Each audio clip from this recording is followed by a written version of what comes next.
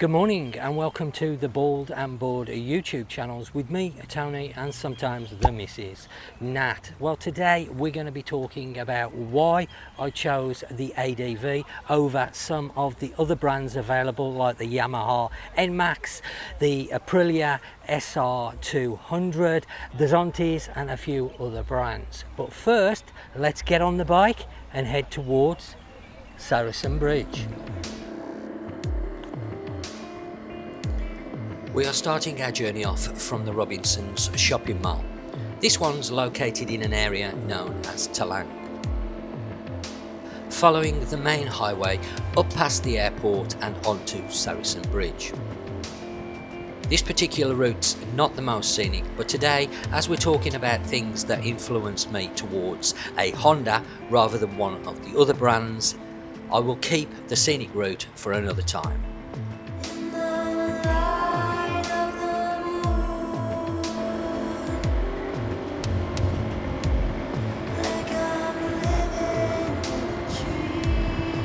So let's now go through some of the factors you need to take into consideration when buying a new bike. The Honda ADV for me is a nice looking bike from the outset. I know we all like different bikes and models, but my personal opinion is the ADV is more attractive than say the PCX, the Click, the Forza, the NMAX or Aerox, the GPX drone, etc, etc. In fact, I like the 350 and 750 versions. So of course this is going to be the first factor when deciding on whether to buy a certain bike. Do I actually really like the bike? A close second was Aprilia's SR200 GT, another great looking bike in my opinion, and at the time of buying my ADV it was actually cheaper, so on paper it seemed you would be getting more for your money, plus it has a physical key rather than these keyless remote units which I've had problems with in the past. However, the main thing that stopped me buying one was dealer and parts availability, which I shall talk more about shortly.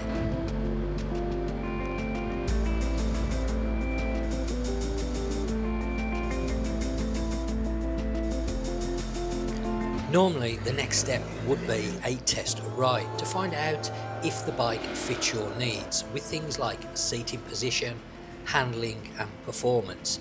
As sitting on the bike in a showroom is one thing, but actually riding it is often very different. However, for a very long time in Thailand's bike dealers have very rarely offered this service. Years ago it was totally unheard of to actually get a test ride before buying the bike, which I found to be astonishing.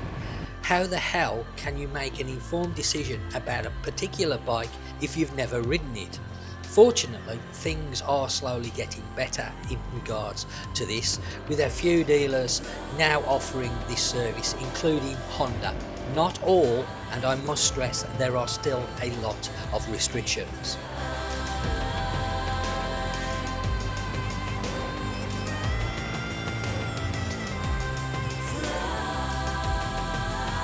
Next has to be a running costs, servicing and parts availability for the bike you're thinking of buying, whether they are OEM parts or third-party non-genuine bits. It's definitely something you need to consider. Having recently sold a Benellini, I know how this can make a big difference, both in costs and convenience.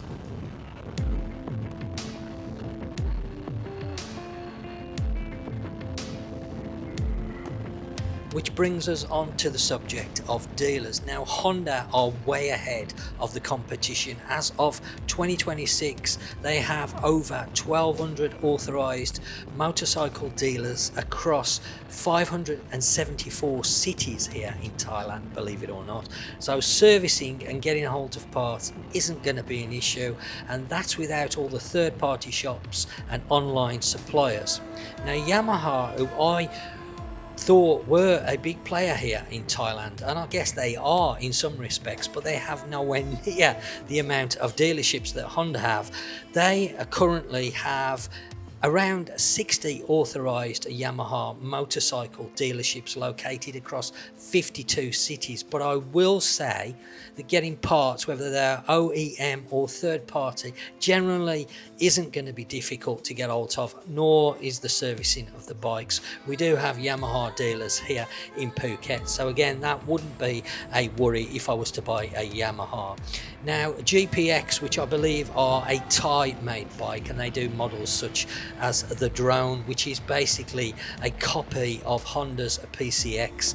According to the information online, some sources say they have over 310 dealers, while other sources say they have between 52 and 103 authorised service centres. It does say they're rapidly expanding and they are getting more popular, but again, reliability, build quality, these type of things are still out there. We're not sure about that at the moment, but I would imagine that getting servicing on those bikes and parts aren't going to be difficult, especially being in Thailand. Aprilia, which I really like, and they make the SR200, which I considered buying.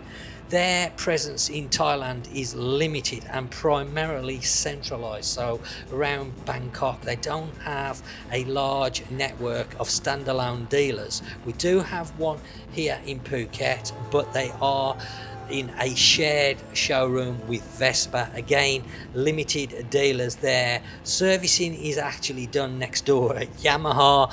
Parts availability, well, talking to the staff, they weren't sure, and that really put me off, because if you've got a bike that's broken down that you need parts for, then you're not going to be able to get them very easy. You could have long waits, and of course not many third-party manufacturers making parts for these bikes, so you're really stuck to the dealers, which is going to cost you more money in the long run, without a doubt. And of course, this video wouldn't be complete without talking about Zontes. They are fairly new to the market. They're a Chinese manufacturer, I believe.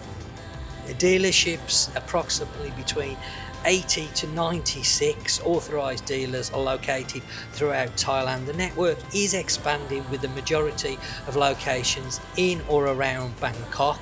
We do have one in Phuket. They share a showroom with GPX.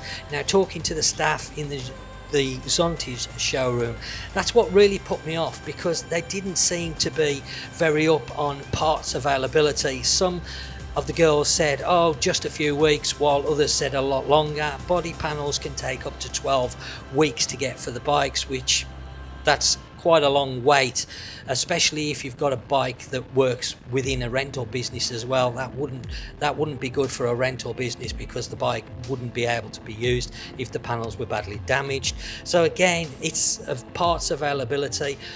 Being a new manufacturer, third-party parts aren't readily available. I've looked online, some parts are, but the majority you would have to go and buy from the dealership. If it's your personal bike and you're not worried if you don't use it for a month or two, then that might be fine for you, but for me that was a big factor and really put me off the Zontes range.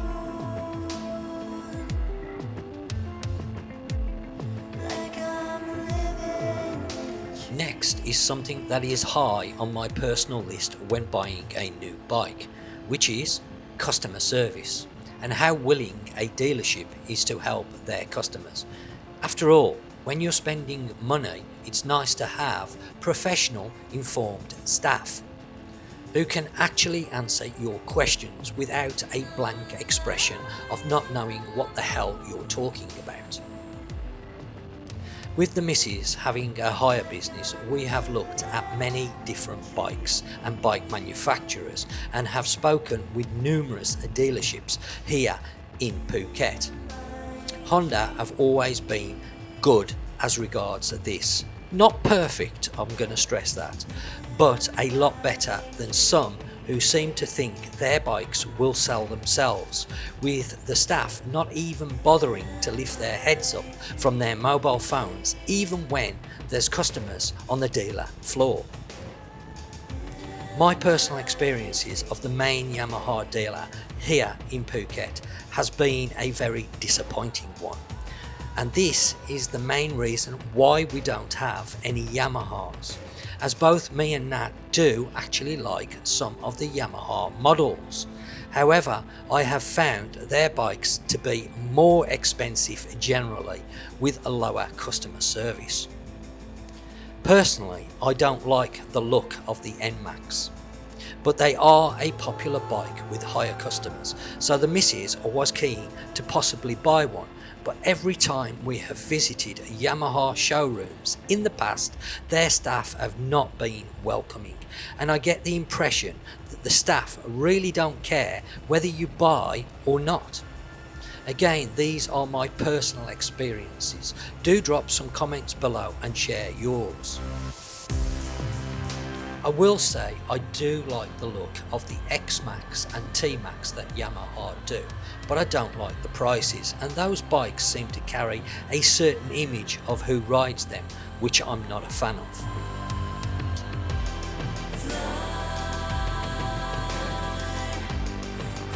My experiences of Aprilia and Vespa have been similar to Yamaha, mainly because the one we visited was joined to the main Yamaha dealer using the same staff. Zontes and GPX on the other hand were a lot more welcoming, but not as knowledgeable as the Honda staff when it came to general information about the bike and parts.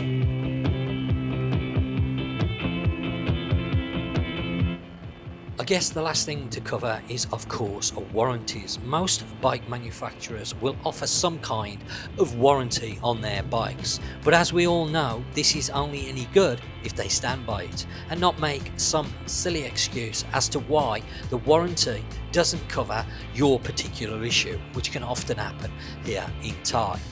Even different dealers selling the same branded bike can vary, as me and the missus have first-hand experience. Now they're ruins of something we feel. It's so nice to get away, just for a moment, just for a day. We can drive past the signs, over the borders of our mind. 'Cause today. But for us, it's been mainly a positive one. On 2 occasions we have had to do a warranty claims, one on the green ADV, which at the time was just over 12 months old, with a leaking front shock absorber on the one side, which Honda changed for a brand new unit with no cost and no problems. The second claim wasn't as straightforward, which was on our Click 160. Unknowns to us, Honda had announced a recall on certain bikes fitted with a faulty oil pump drive cog, which is basically a cog that drives the oil pump, and at the time it was a plastic one, which were disintegrating inside the engine, causing the oil pump to starve the engine of oil. Obviously that's not good. Now the dealer we bought that particular bike from made no effort to contact us on this recall, nor did they mention the recall on our service visits. It only came to light when I noticed that the engine was sounding very rattly and rough and actually struggling to accelerate. Taking the bike back to the dealer where we'd bought the bike from, and at that time, bearing in mind they were looking after all our hire bikes as regards servicing. However, they didn't mention the recall, nor did they want to do a claim on the bike, apart from offering the disintegrated part for free, with us having to pay for the engine rebuild because the engine had been damaged due to oil starvation. And it was only after I did some digging online that I found out about the recall and asked them why they wouldn't do the whole job under the bike's warranty. As you can imagine, they were full of excuses, saying the repair would take 3 months before they could look at it. All the excuses made no sense at the time. But it just so happened at that time we were buying the green ADV from a different Honda dealer, and this was only because the one that we've been using hadn't got any stock of ADVs. So we approached that dealer that we bought the ADV off, explained the position, explained that the previous dealer from the 160 were just making excuses, mentioned about the recall, and they rebuilt the engine, changed the faulty part in less than 2 weeks at no charge to us. Needless to say, they now look after all our bikes, and my new ADV 160 was bought from them. So be warned, not all dealers are good, even when you're spending money with them. I can't comment about non-Honda brands regarding this, as I haven't had any experience with warranty claims outside of Honda. So do drop some comments down below with your experiences, good or bad, with the various brands and dealers.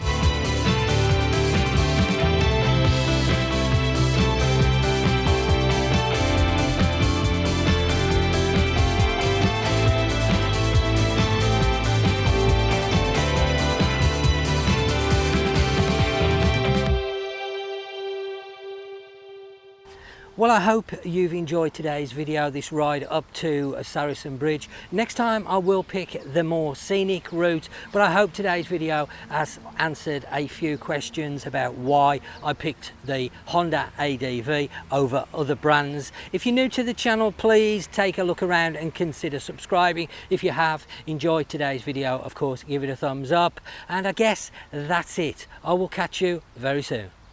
I eat, I ride, I explore. Until next time, I'll see you soon.